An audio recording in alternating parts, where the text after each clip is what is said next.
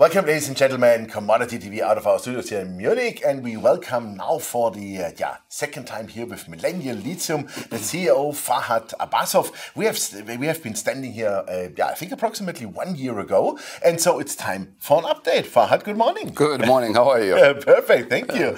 Hope you too. And great to have you here again. I think it's actually 1 year ago. It's exactly 1 year. You're absolutely right. You have been here in Munich with me. Yes. And Millennial Lithium. We go from October to October first, you know. Which is a very good idea, honestly. And we do that later anyway. Right. But 1 year, it's a nice time frame, I would call it, and a lot of good things happened with the company. So maybe we can start from last October, a little bit about the development. Absolutely, Jochen. Yes, we've done a huge work since then. It's been tremendous progress. I don't know even where to start. A lot of things have changed. So look, I mean, one thing is, we've made a tremendous progress on the technical development. Mm-hmm. So we finished our drill campaign last year. We announced our large maiden resource, 43101 compliant resource of 2.1 million tons of measured and indicated category of lithium carbonate equivalent, and another 900,000 tons of inferred resource. So it is actually a very large resource. In addition, we finished the PEA, preliminary economic assessment. We engaged Worley Parsons to do that work, and it was very robust. Again, very strong numbers. I'll talk about it later on as well. And we already started a feasibility study. So we are in the middle of definitive feasibility studies, Jochen. So in the last 12 months, we're already progressing straight into the feasibility. Outstanding, I would call it.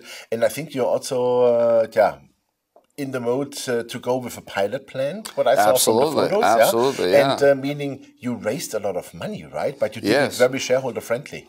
Yeah, you're right. We raised over $70 million, but each round was at a successively higher price point. So it was really intended to keep our dilution to the minimum. We raised $11.5 million at $1.25, another $30 million at $2.50, and then again early this year we raised another $31 million at $3.50. So it really helped us to keep our share structure very tight. But at the same time, we've been very efficient with the capital that we've raised. We still have about $56 million with us. Wow. So that capital will allow us actually to go through all these programs that we just talked about, pilot operations, feasibility study, also expansion drilling that I should mention. And that should be all finished by the second quarter of next year. We'll still have quite a bit of capital left with us at that time. But as you are now already in the feasibility mode, I would call it, let's talk about the PEA numbers, because I think they're really phenomenal, right? Yes, they were very robust. So we engaged Worley Parsons, a global engineering company, to do the PEA for us.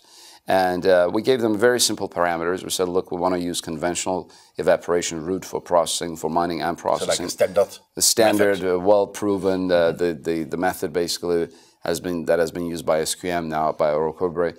And we didn't want to introduce any new technology, as we discussed last time. That was the plan. And we said we want to produce 25,000 tons of lithium carbonate per year. And Worley Parsons did the work. They have great experience working with brine projects in South America, both in Chile and Argentina, and they came up with very robust economics. So we got $3,200 of operating cost estimates, very low, one of the lowest in the world. Would you call it as an all-in cost per ton? That's all-in cost, exactly. Wow. So that's all-in cost. Obviously, it doesn't take into consideration financing costs, etc., but all-in production costs, cash costs. So let's put it, even if we would say 4,000. It's still a very good number. Fantastic, isn't it? It's absolutely very good. You're absolutely right. What is the selling price today? The selling price is about $14,000, $15,000 per ton. What a margin. So, nice. Exactly. So even if the price declines, lithium price declines, we're still going to have very healthy margins. And on top of that, they came up with obviously CapEx estimate too. So construction costs will be around $410 million, which includes $60 million in contingencies. So very comfortable number. Yeah. So they've been very conservative, and we'll like that approach. And the mine life of about 25 years. So it is already a very robust project. This is based on our original maiden resource, Jochen, of 2.1 million tons of M&I and another 900,000 tons of inferred. But we acquired more land to the south of our property, basically immediately adjacent, and we've been drilling it. We already came out with our initial results about 2 weeks ago. We're drilling further, obviously. We think we'll be able to increase our resource even further in the next few months. And of course, you have the money to do that. So talking about the company like itself, I think, or not only I think, I see you are really on the path to production. This is what it looks like to me. So let's consider everything goes well. When do you think you could be in production? So Jochen, you're absolutely right. So right now we're basically on path to production. We've been expediting all these programs, and as you can see, within 12 months we've done a lot of work. We're already halfway into the feasibility study. So the plan is to complete the feasibility study and the pilot operations by the second quarter of next year. And then hopefully by the middle of next year, we want to secure funding for the project and start construction in the second half of the next year.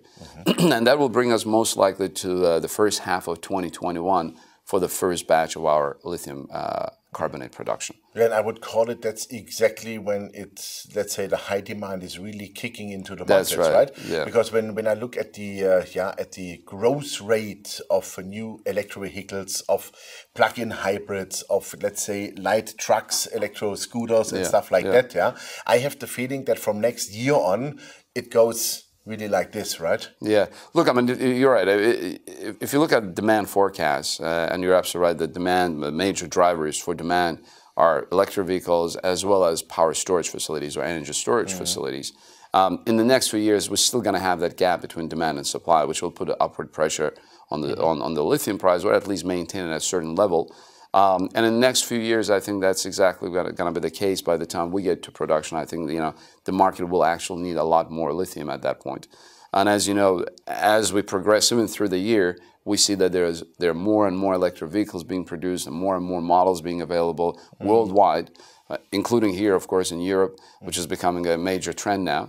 And the same thing with energy storage facilities. They're growing leaps and bounds. So I think the demand picture is there.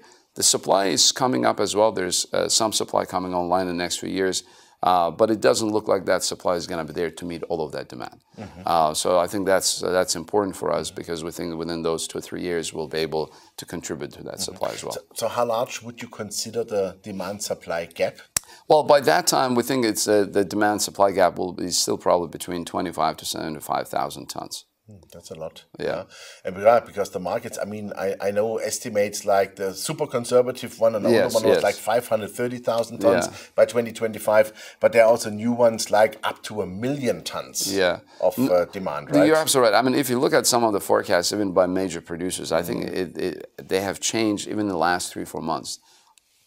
Upwards. Even companies like SQM, I think they were predicting 650,000 a few months back.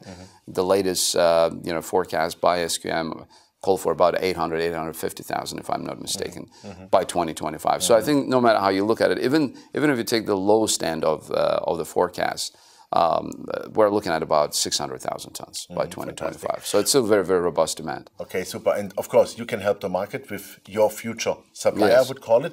Let's come shortly back to the 410 million. I mean, that's a really doable amount, I would say, and you are used to that, because I think in your last companies or ventures, I would call it, you dealt with billion-dollar companies. That's also, right. And the last company you sold was $420 million, I think, Alana. And so from that perspective, you have the contacts, you have the ability to do that. How would you structure hypothetically such a deal? I mean, you cannot do all in equity, because that would kill you. And you must not, because the off-takers must knock on your door, I would say, every day, right? Yeah. No, you're absolutely right. So we started thinking about that today. So we're in the process of actually engaging what we call lead financial advisor, who will have 2 mandates. One will be to help us with construction financing. The other will be to help us or assist us with strategic negotiations, including offtake, potential M&A down the road, and so forth. And the idea is that you have to start preparation today, because as I mentioned earlier, the objective is to get that construction funding secured by the middle of next year. And you're absolutely right. We're looking at a financing structure that will involve a lot of debt, because as we've discussed, the margins are healthy enough to service significant debt.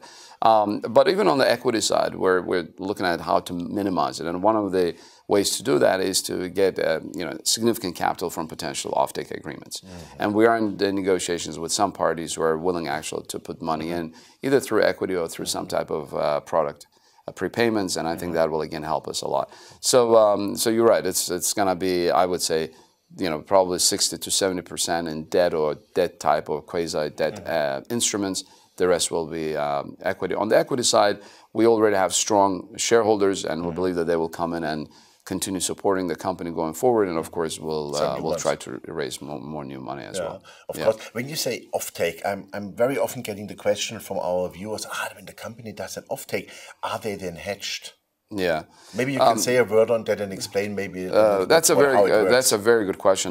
It's at this point, at least, it's very difficult to hedge lithium price. So the way, at least the way we're discussing or where we're trying to structure our current offtake negotiations or discussions is to make sure that we have fixed price, fixed meaning actual, not fixed, but indexed price. So in other words, it will be indexed to the market price. But at the same time, we have a floor price. And that is to protect the company's downside. In other words, what we're trying to do there is that if for one reason or another lithium price falls, we don't want to be producing at a loss and providing that product at a loss.